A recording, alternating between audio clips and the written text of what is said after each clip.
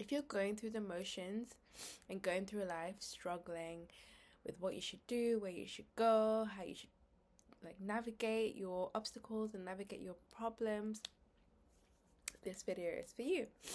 So I wanted to talk about something that I recently have been thinking about and has helped me decide which path I should take. And it's a term that I've heard, I believe, I'm not sure if it was coined by Marie Kondo, but some of you might know what it is now that I've said her name. It's spark joy. So when I watched that movement of like Marie Kondo and her organizing, and I didn't really watch her show, but I heard of her term spark joy. You keep whatever sparks joy and you throw away whatever doesn't spark joy. And at the time, many years ago, when it was launched and it was a trending topic, I really didn't understand like what it meant. Like spark joy, okay, that's great. What does that mean? I didn't get it. It's something you can't force yourself. You know, we force ourselves to do a lot of things, but the things that you truly enjoy that lighten you up, you cannot fake it. It just glows out of you. Your heart skips a beat, and that's what spark joy is. It's just those things that, you know, like, oh my gosh, and you just have this joy no matter what is going on in the day. The idea of the thing just makes you wanna like jump and scream. This is what I mean by spark joy. I don't know if that's what she meant, but it's a spark of joy. It's like ding, you know, and you feel it like a leap in your heart. And when you think about something and you have that feeling, don't ignore it. Sparks can turn into fire the more you fan them, right? Or the more you ignite that fire.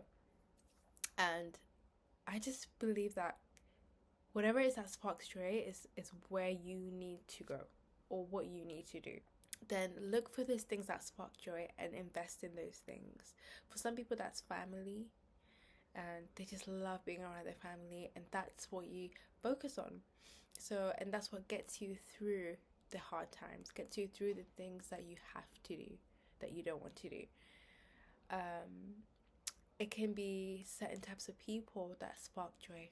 Stick close to those people, invest in those people, invest in those relationships, meaning deposit in their emotional bank account. Give back to them, like treat them, because they're the kind of people that you want to stick by. And it can be activities, like I said, with hobbies that just invest your time.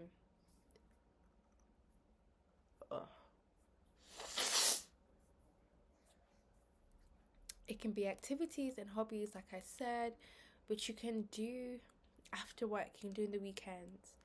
It can be a career, it can be in like that dream life that you want to pursue as well, which you can start slowly. You can start by learning about it slowly. You don't have to like quit your job and just try and pursue it. Grow into that person that, you know, grow into the person that you need to be in order to achieve the thing. And so I just love the concept of spark joy. It's just so revelatory to me that if you are kind of numb,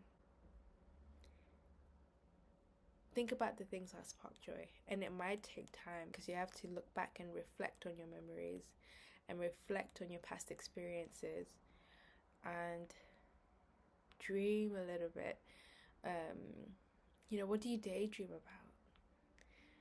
What is it that you enjoy doing? You know? And sometimes you have to stop doing in order to find yourself or find those sparks. Because if you're consistently overloading yourself doing things that you enjoy but you don't enjoy enough for it to fulfill you, then you'll never be able to kind of discover it.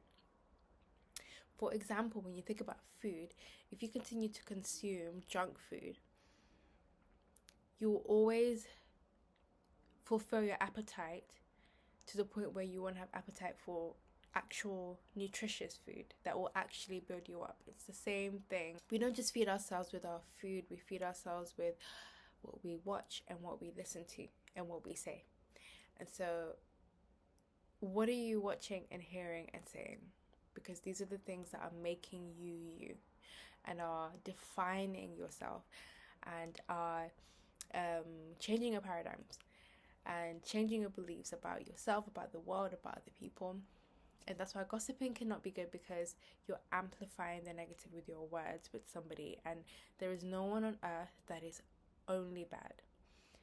There are people who make bad choices, but gossiping makes you see that person in a very negative light. So sometimes you have to stop for a moment, and it's hard. If you've been addicted to social media and addicted to eating certain types of food and other substances, it can be really difficult to stop, even for a week, even for a day. But it is a small cost to find what sparks joy, because once you find it and you pursue it, that is fulfillment. That is following, at least part of your purpose, and or at least leaning into the joys of life. So I hope today that you at least decide to try and discover what sparks your joy. And if you already know, just why don't you do it? It doesn't have to be every day. What about once a month? What about something that you can look forward to even in the hard seasons? And going back to motherhood, when you're going through really hard seasons, having something to look forward to keeps you positive, and it keeps you in a better mindset than if you're just bogged down and focusing too much on the negative. So I hope that encourages someone, and I hope you have a blessed day.